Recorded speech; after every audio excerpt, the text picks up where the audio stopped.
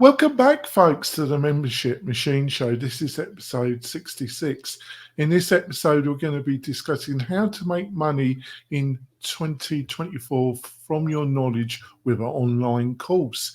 It's a really important subject. I'm sure you're going to get some knowledge from listening or watching me and my guest, Kurt, in this particular show. So, Kirk, but before we go into the meat and potatoes, would you like to introduce yourself to the new listeners and viewers? Certainly. My name is Kurt Von Onen. I own a company called Mañana No Mas. I do leadership and membership type websites, and I work directly with folks like Jonathan at WP-Tonic and the folks at Lifter LMS. Like I said, in this episode, we're going to be talking how can you profit from your knowledge and skills in a secondary business that has the ability to become your main business if you wish to. It's a great opportunity. It's totally possible for you to build a great business in 2024. We think we've got some great tips and insights so you avoid some of the pitfalls that you might make in this journey. But before we go into the main meat and potatoes of this show, I've got a couple of messages from our major sponsors. We'll be back in a few moments, folks. This podcast episode is brought to you by Lifter LMS, the leading learning management system solution for WordPress. If you or your client are creating any kind of online course, training-based membership website, or any type of e-learning project, Lifter LMS is the most secure, stable, well-supported solution on the market. Go to lifterlms.com and save 20% at checkout with coupon code podcast20. That's podcast20. Enjoy the rest of your show. We're coming back, folks. Like to point out that we got some great special offers from the sponsors, plus a curated list of the best WordPress plugins and services. If you're looking to build your membership or community website on WordPress, and both me and Kirk think you should do that. It's a great choice around digital sovereignty, customization, and just the best value solution out there at the present moment. To get all these goodies, all these special offers and the created list, all you have to do is go over to wp-tonic.com/deals, wp-tonic.com/deals, and you'll find all the goodies there. What more could you ask for? Probably a lot, but that's all you're going to get from that particular page. Sorry to disappoint. But no, it's a great resource, folks. So let's jump off. So let's just do a quick, before going into the main points that I've listed in the show notes, Kurt. Have you got any kind of bigger picture thoughts about this subject that you'd like to share with the audience before we go into the specifics? Jonathan, when I saw the notes come through this week for the show, I was pretty excited, to be honest with you, because this is basically the how not to do what Kurt wasted his time with for years before consulting people on how to launch their courses. It's the launch of an online course is so counterintuitive to most experts that you're bound to make all the mistakes if you don't take some coaching or get some information from other people first. It's huge. Yep. Thanks for that. So let's go into I had the general introduction, which I think we've done. Let's go into point 2. And I put it this way, identify your niche, create for your online course or courses, pain point, urgency. And I've said this before, but I will continue saying it. Don't think volume, building what I call War and Peace of a course. Great book, War and Peace. I've listened to it on audio books a couple of times. I'm more of an audio book guy than a reader, because I can kill two birds with one stone. It's a great book, but it's a hefty book. You do not want a lot of people when they're starting out on this journey, folks. They, for understandable reasons, they think volume is going to lead to success. No, it's you got. And I'm stealing this from the Bootstrap Start. The Bootstrap. I've just lost the thread. Rob Walling? Yeah, Rob Rowling. When you got a startup, you're bootstrapping a startup. He came up with this saying, he wants to be either a painkiller or a vitamin. And I suggest that it really does need to be you're solving some pain for your students. But there's an extra thing, because I've said these things before, but I'm adding an extra bit. If you really want your first course to be successful, there's got to be urgency. It's a combination of solving their pain point, but also these people have an urgent need for your knowledge that will solve that pain point. Otherwise, well, yeah, I've got a pain point. I'll take that course in maybe 3 months' time, or it looks good, but I don't have the time, or 1,000 other reasons for them not to purchase your great course. But if there's urgency behind it, that's a totally different cup of tea. What's your response to what I've just outlined, Kurt? Well, it's not so much. On top of it being a pain point, urgency kind of thing, what we really wanted to say was, you've got to figure out that niche that you're creating the online course for, so that you can properly address that pain point. For instance, one of my biggest mistakes was I got certified in leadership and speaking. And so I thought, well, I'll just put together some leadership courses, some speaking courses. I'll put together some self-improvement courses. And I put together all the stuff that interested me. And I made this giant library of training. It was one of my first LMS sites. And I had like 22 courses in it and all this wealth of knowledge. And not a single dang person wanted to sign up and take anything, because you know what? What was I solving? What problem was I solving for folks? What was I preventing their, did I say, stop your divorce in 3 easy lessons? Did I say, lose weight by bikini season? Did I say, no, I was just like, hey, let's all get together and sit around the campfire and make each other better. And that wasn't enough of a pain point to get sales. And then I learned over the course of time, I needed to niche that down, and my leadership had to be focused at certain divisions of retail store owners that would get rid of this, or this happening. And I noticed that I got a better buy-in when I could do that.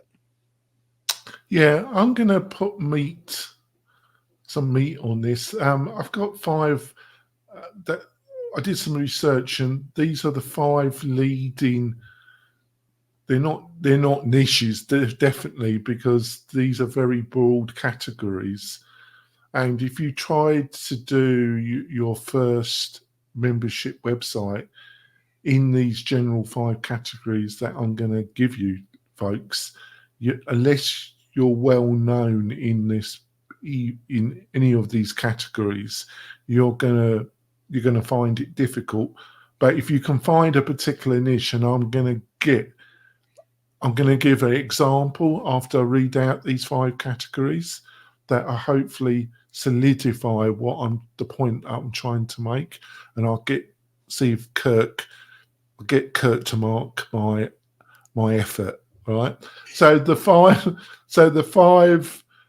broad and most popular categories people make courses are self-improvement, relationships, career, health, and finance, right?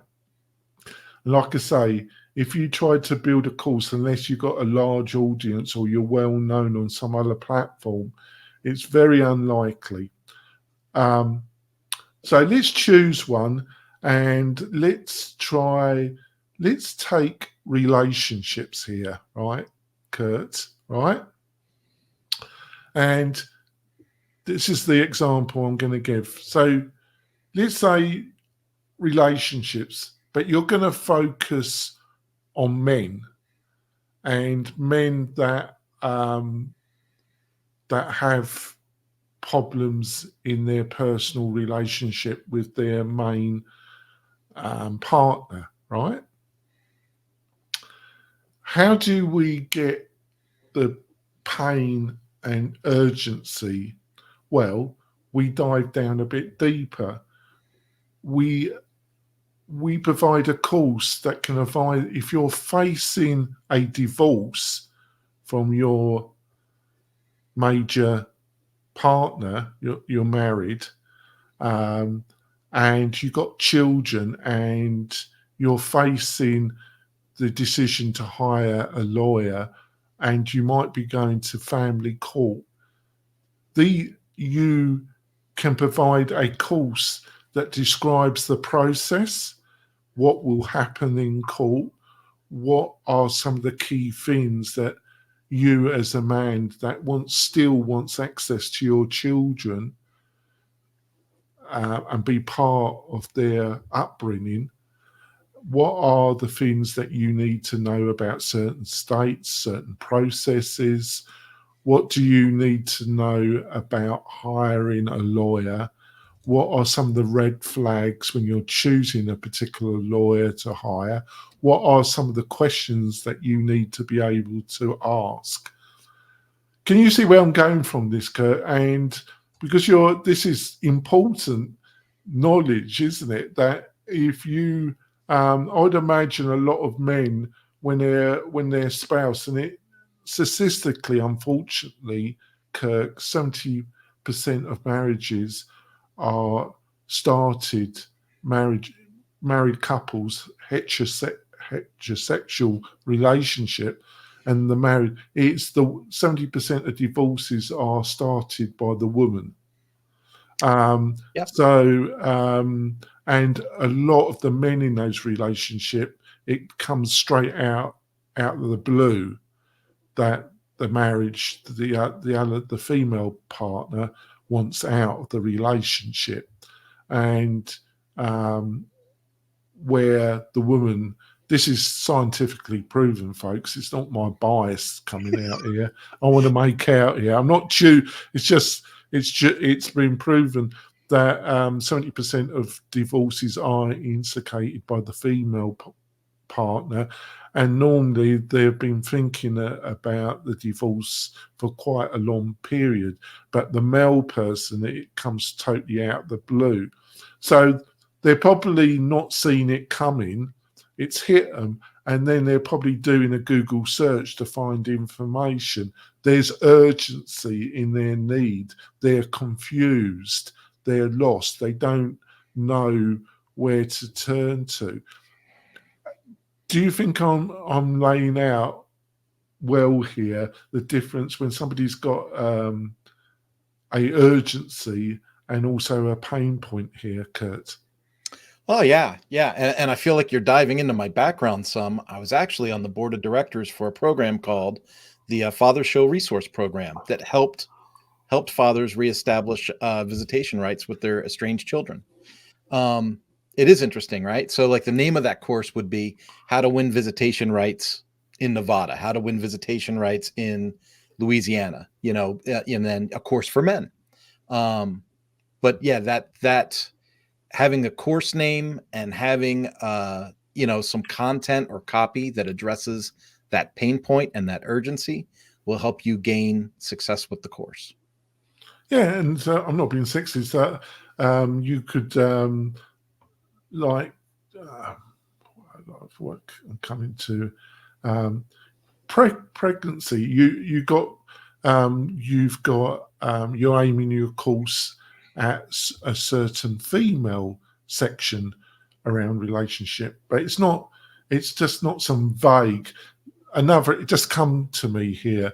You could aim your course at professional or executive level females who are thinking or who have delayed their first pregnancy, but the time is running out, and they're concerned how can they prepare their employer, or how can they get themselves into the best financial position if they're a lawyer or some form of professional, so their career isn't totally decimated by the natural need to have a child. You could design a whole course that can advise with coaching around that particular issue. Is that a good example, do you think, Kurt? I think we kind of saved ourselves over favoring the men. So I think we're back on track. Yes, I think I was on very dicey. I think I've managed to dig myself out of a big pit there, haven't I? Hopefully, I will let the audience decide. If you got some feedback about my attempt with me not destroying myself in this podcast, please leave a comment on the YouTube channel, the WP-Tonic YouTube channel, where you find the video of this podcast. Right, so can I earn money from taking on? I've got taking online courses or doing online courses. I think I've got a bit confused there. Yeah, you can, but it's linked to the couple of examples I've just outlined here. If there's urgency, if there's pain resolution that comes out of your course, and there's some form of urgency, you're going to be able, and you fulfill what you say you're going to be able to help the student, the individual out with, your course, you'll be able to price your course to the value that it gives, where a lot of people, like I said to the introduction, they link their first course value by the length of the course, by having 20 lessons, 50 lessons, endless sub-courses. I don't know. Like I say, the War and Peace that's taken a year plus to do all the videos, blah, blah, blah. That's not where the value comes from. But if you do what I've just, and I think I did I'm blowing my own horn here, but hopefully Kurt would say I normally don't do that, is that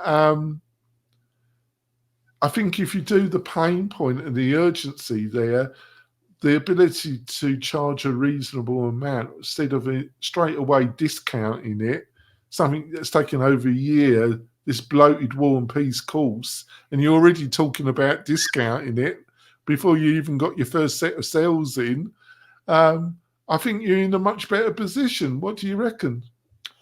Well, I think people don't have to listen to either you or I on this one, Jonathan. I mean, social media is full of dudes leaning on Lamborghinis, telling them how they can be millionaires if they just put up an online course. So can you make money at it? Yeah, you definitely can. But there are a lot of steps in this. It's not you just lean up on someone's Lamborghini and claim it as your own. It's the stuff that we mentioned at the beginning of the show, absolutely. But then I learned along the way, like, how do I make money from the course? I found out that people, more so than content, think they're paying for access. So if you put yourself in position as the expert, the person that knows about something, they're going to want some kind of access to you. And so if you have like a good, better, best pricing strategy for your course, you're going to be able to charge more and higher premium rates for it. For example, you could have an entry-level version of your course, a more advanced version of your course, and you could also have, a version of your course that comes with some kind of, live workshop, mastermind, one-on-one coaching, something like that. And so remember that every time you extend yourself and add access of yourself to your courses, you 10x. I mean, it's exponential growth for the earning potential. So can you make money? Absolutely. You just have to have a really sound strategy behind it. Yeah. And like I put like 2 sub points here. it's linked to what we've outlined in point 2. Who are you serving? But like I say, the 2 examples, I gave the example that was focused at a male audience, and then I dug myself out of a grave because I thought on my feet here, and hopefully Kurt was impressed. I think he was, because I hadn't planned that out. But as I was digging a grave for myself with example 1, I managed to pivot on my backside and pull out a good example for number 2. So I had an example for a male audience, and then I had a good example for a female audience. So who are you serving? If you can work out that, which is part of your niche, and don't produce something that's all embracing with the 5 main categories that I outlined: self-improvement, relationships, career, health, and finance. And I think I chose relationships, and I think I gave 2 really good examples of 2 sub-niches underneath the main category of relationships. I think we've given a good and clear example of what a niche is and how that niche has to solve a pain point. I know I'm repeating myself a lot in this podcast, folks, but I'm doing it intentionally because I think if you don't get the pain point and the urgency there, if it's your first course and you haven't built a reputation, you're not known. After you've done this first pain, your courses can be a little bit more broader because you've built a reputation with a particular audience. And that was point 2, the subcategory of 3, is what do you want to be known for?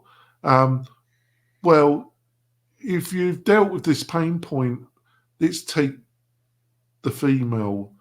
You've helped a lot of students around how to deal with their professional corporate reality and what's the best tactics when you're wanting to have your first child so your career isn't decimated. And it is a great concern, I know, for a lot of female friends I have, where I've known that it's kept them up at night, worrying how their career is going to be affected. So, but after that, you can add additional courses. But if it's your first course, it's got to deal, in my opinion, with a pain point, and there's got to be urgency. Does this make sense, Kurt? Absolutely, sir. Not sir, Jonathan. Yes, he keeps calling me sir. It's something very American. Either they call you dude or they call you sir.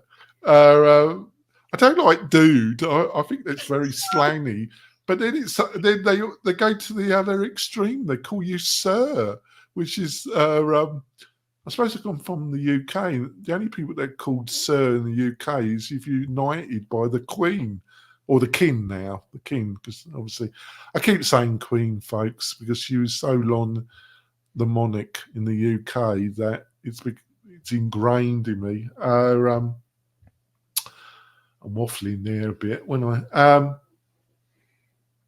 define your big purpose. I was thinking about this, and it's more to do with my nature, folks. I kind of push against this, but I do think it's important. I think obviously the financial side, like any business, but I think apart from the financial side, if you're going to maintain this and it's going to be a real business, it's not. I don't like these people that say it's not about money. That's nonsense. That's nonsense as far as I'm concerned. But there's also got to be another purpose to it, because you're going to have some big ups and downs on this journey. There's going to be some days that ain't going to be great, but there's going to be other days when you launch your first course and you're getting sales in, and you're getting a good feedback from the students. There'll be other days where you're just getting complaint after complaint after complaint, and nothing seems to be. And if there isn't a bigger purpose, a purpose why you're passionate about the subject or why you're interested in the subject, there won't be a lot to sustain you through the lows. What do you reckon about this, Kurt? To me, the big purpose can't just be like a facade you put on temporarily while you're promoting the course or just in your, your tweets or your posts about something. When I saw define your big purpose, I thought, yes, absolutely. Like, what's the mission statement? What's the purpose of this thing? But then it almost has to become, an embodiment of what you're trying to represent through your emails, through your posts, through your, live videos, all that stuff. And the more you touch on what that big purpose is, the more people will identify with it and be drawn to whatever your offer is. Yeah, I think it's great. We're going to go for our break now, mid-break. Hopefully you got some value from my waffling and the more precise insights from my special co-host Kurt. But I think hopefully I've given a couple of good examples of what is a good example of pain point and urgency. We've got some great other insights. We will be back in a few moments, folks. Tired of hosting providers that can't handle high traffic loads? Conversio is here to help. Our platform can handle any amount of traffic, all without slowing down or crashing. With immediate Slack support, performance optimization, and a team that thrives on resolving technical challenges, your e-commerce business is in safe hands. Learn more about Conversio at conversio.com. Coming back, folks, I just want to point out that if you're looking to build your membership website and you're looking for great hosting and a selection of the best plugin solutions that have been picked out by us to help you build your membership community website, plus email marketing, plus ongoing support from a knowledgeable team. If this all sounds really great, why don't you look at building your first membership website and hosting it on WP-Tonic? We love you to be part of the tribe. I think Kirk agrees, we offer some of the best value on the market when it comes to helping people build their membership website on WordPress. So go over to WP-Tonic.com, have a look at what we got offer, and you can also book a free consultation with me. What more could you ask for? Probably a lot, but we're going to get from that. So let's go on this windy journey together, listeners and viewers, around the yellow brick road. Kirk should know because he's moved to Kansas, so it must be his favourite song now. The Yellow Brick Road. The Wizard. Yeah, the Wizard. So let's go on to number 5. Try out different call structures. I think this is another thing. People get obsessed about layout of the call of the course. I think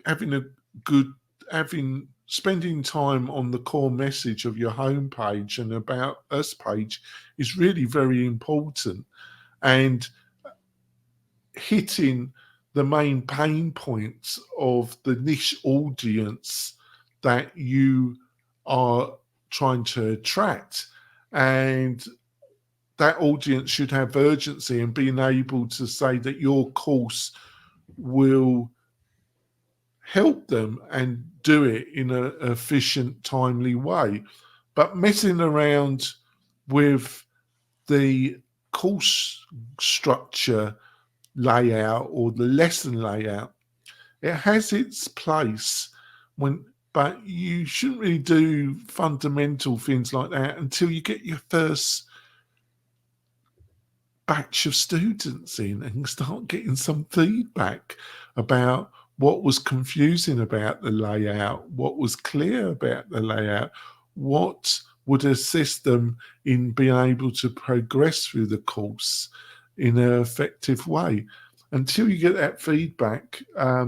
But also the combination of which Kurt touched on, normally it's more, there's all different levels of upsell and downsell that will mean that they will have more access to you personally or in a group scenario. What's your thoughts about this, Kurt? I think when you start thinking about different course structures and things like that, there's a part of me that agrees with what Jonathan said, but there's another part of me that wants you to really think about something. In the corporate training categories, there's a term called micro-learning. And I think this is somewhere that a lot of people get confused.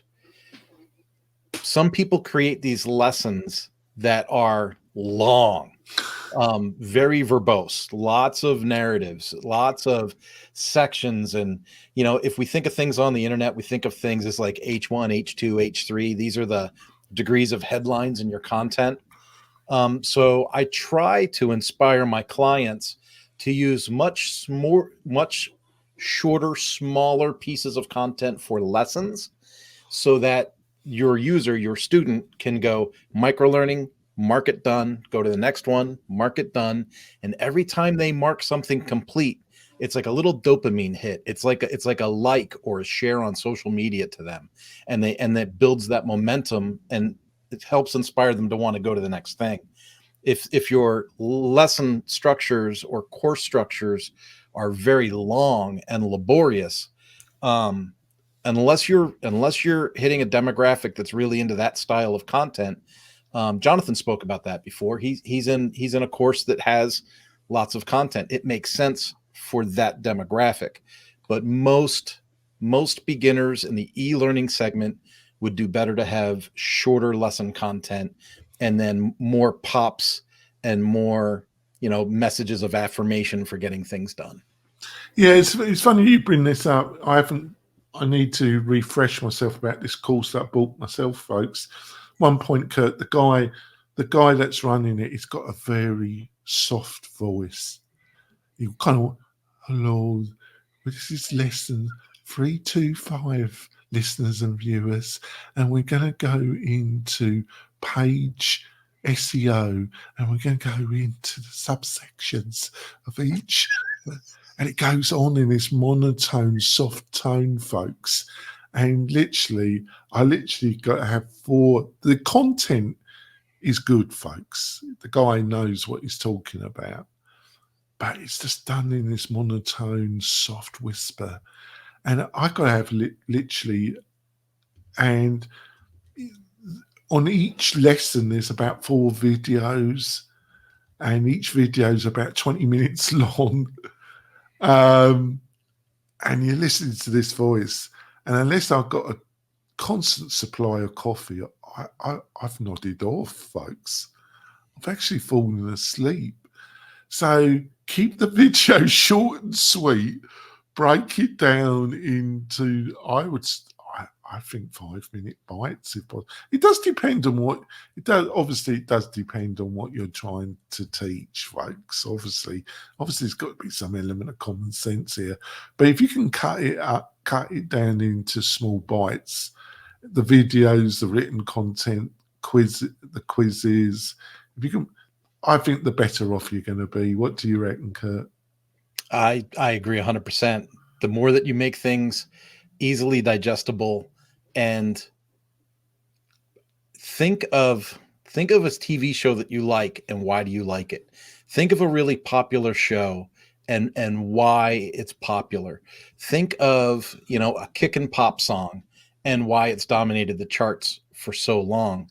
And then think about learning content and think about which ones really rise to the top as far as like success goes, and ones that seem to, well, you've never heard of them. So take some of that to heart and make something that people want to be a part of. On to number 6, examine alternative revenue streams. Well, you can offer upsells, downsells, depending what platform. That's one of the great things about WordPress and the solutions we offer at WP-Tonic. It's really quite easy to do upsells, physical products, digital products, extra digital resources, PDFs, digital books, swag, access to group coaching, group discussion. There's endless ways of looking at getting the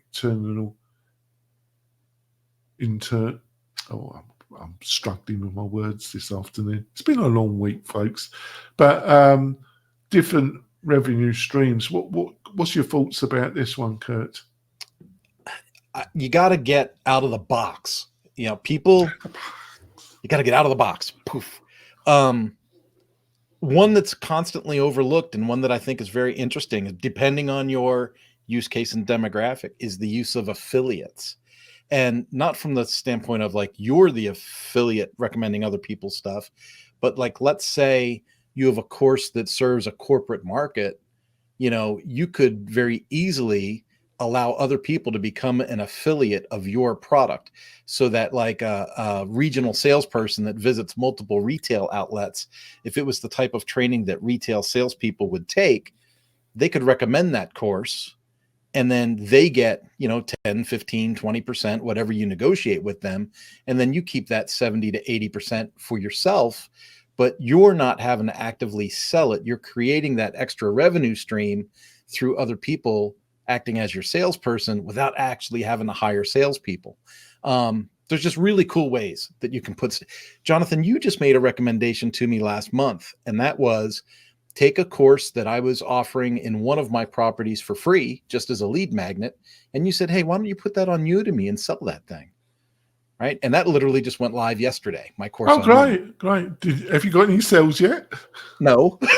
Well, I'm surprised because I bought a LinkedIn course and it was okay. It's not as good as your one. I think there's only one or two courses about LinkedIn still on there. Is there? Or is there more on there?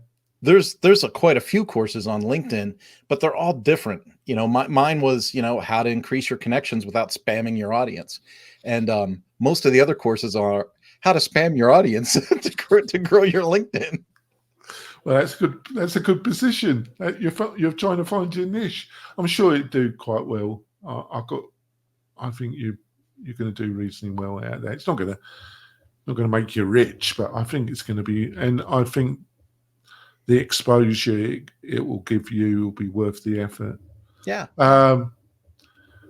Yeah. I think the thing is affiliate marketing. If you've got the pain point and the urgency, and you've got the structure, and you're broken up the call structure, and you're getting, I think then the pricing, which will lead to the next point we're talking about, you'll be able to charge reasonably well for that course because you sorted out some of the fundamentals. Then I think the affiliate side, I should attempt to get a real expert on this. Listeners and viewers, I will attempt to get a real expert on the show to discuss this, because I know affiliate marketing around courses, B2C or B2B, is just, if you can get people to come on board and be affiliates and they're active, it can be a real way of getting your first course and being a good success. So it's definitely an area that I haven't looked at enough. So I will find a real expert resource to come on the show for that, folks. Determine a pricing. I think we've talked about on and off throughout this show, but what's your thoughts about this one? Because it's a nightmare, isn't it? It is a nightmare. The thing that happens a lot to course creators is you put all the work in, you get it all done, and then that imposter syndrome takes over, where you wonder if you really are the voice of reason or you really are the expert in the room. And then you notice that there's 10,000 free videos on YouTube about your subject. And then you start to devalue your offer and you start thinking, well, I was going to sell it for $99, but now I guess I could sell it for $19.99. And I just want to try and encourage people not to go down the route of being the cheapest in the room. That race to the bottom devalues your product, but it also pushes qualified buyers away, because a lot of people are thinking, well, I might pay $100 for a course to learn something, but for $20, there's probably nothing of value in here, right? Remember, the part of the value of your course is that you have curated the content and you've put it into the story arc of a course, and you're providing a service to people.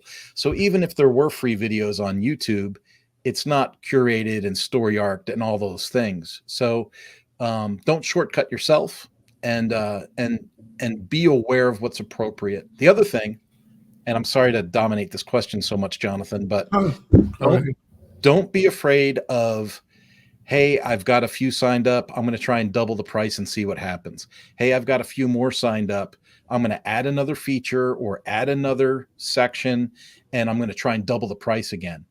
I went from a product that was literally $1,500 a year, which is now selling for over $40,000 a year. Now, the volume's not high enough to make me a millionaire, but what I found was the content, the pain point I was fixing, and the audience I was selling to wasn't interested in buying it for $10,000, $12,000, $18,000 a year. It had to hurt financially in order for them to understand its value.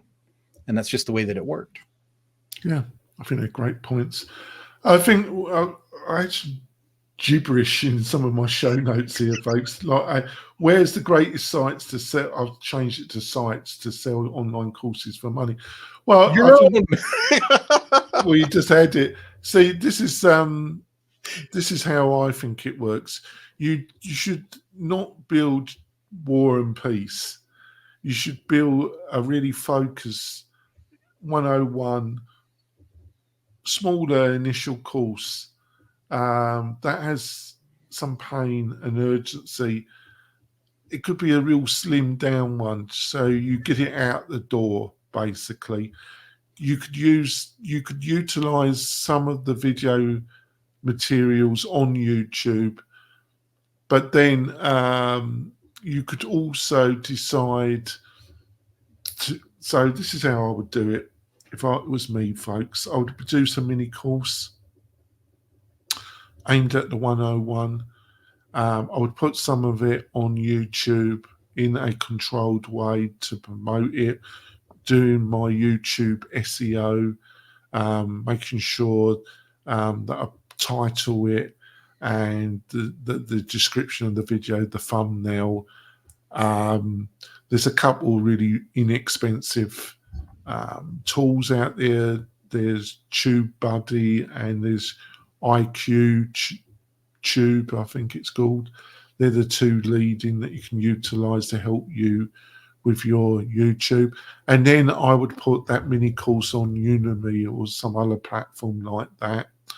And then the feedback response I get from the Udemy, I would build my next course out a bigger course. And by then the Udemy should be established. I can look at the traffic, which YouTube videos I would produce extra material on just for YouTube, and look at the analytics that I was getting to guide me about which subjects to guide me on this second course, which would be the main course. That would be around $2,000. Is this making sense, Kurt? It is. I think the main message, though, here is don't get overly excited without doing the strategy and the homework first. How many people, and WP-Tonic has a wonderful offer, right? You want Buddy Boss, Learn Dash, Lifter LMS, you want to build your own thing. It's fantastic. But do a sample of something. Make sure you have community or clients or students or somebody that your offer will get in front of before you invest the time and the money and build something giant. I really like your idea of, trying a smaller unit out on Udemy and gaining some momentum and then expanding the content for your own offer on your own space. I like that. Yeah.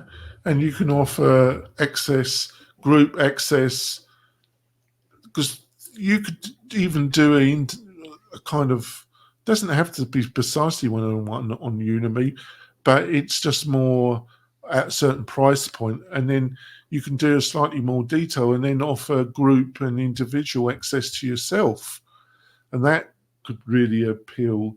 And the thing I want to get is, I've been thinking about this. And I gave these two examples. I'm really drumming my own drum here, but I don't normally do it. I think I gave really two good examples in the first half of this show, folks, of how you could just take general relationship and I just took those really off my head, really, folks. But I think they really showed how you could take the general category relationship and really find two decent niches that have solving a pain point, and also have urgency. Because unfortunately, if you are going to court around access for your children, that's rather urgent, isn't it? If a lot of half your income comes from your executive job or your profession, but you want a child, you don't want that income to be totally destroyed, or you don't want the prospects of promotion to be totally destroyed. I think that's rather urgent, isn't it, in most people's minds? Yeah, I think so. I think if you do the work in working out the pain point yourself, and I keep stressing this because I would say the majority of people that approach us for consultation and advice, which we can provide, we just don't provide hosting and the tools. I would say the bulk of them haven't done this. Would you agree with this, Kurt? I hesitate to say it the way that wants to come out of my face. It normally doesn't stop me. I just blurt it out. Most people that I talk to are truly not prepared. Just not prepared for the adventure, for the work, for what it's going to take to make it happen. And unfortunately, most learners that sign up for an online course aren't prepared either for the work to be good students. And so if you have a course creator that's not prepared and students that aren't prepared, you really end up with a teeter-totter that's not going to finish. And I would say without the pain and urgency element, folks, I would say half your students ain't gonna, at least will never finish the course, and a lot of them, a percentage of them, will ask for a refund. If you get the pain and urgency correct, that reduces. And the last thing is, if you haven't got an established audience, you can still launch your course and have success if you do the research around pain and urgency. I think to finish off, what I didn't make clear is, if you already got audience, you can probably win it. And what I mean by win it is that you don't do the pain and urgency, and you still probably could have a reasonably successful launch of a course. If you ain't got the audience and that, and you don't do the pain and urgency bit and sort that out, it's very unlikely that this course that you're spending time, energy, and money is going to be a success. And that's why I've kind of said pain and urgency about 15 times in this podcast. I've been a bit of a bore, haven't I, Kurt? Well, I think it's just really important for listeners, and viewers, to drive home the idea that, and just to be plain, like, we're just normal people, Jonathan. You and I are just normal, run-of-the-mill folks. If you were going to compare yourself to like Tony Robbins, Tony Robbins has an immense audience. He could make a course on beekeeping and make $1 million on it tomorrow. Yeah. Right.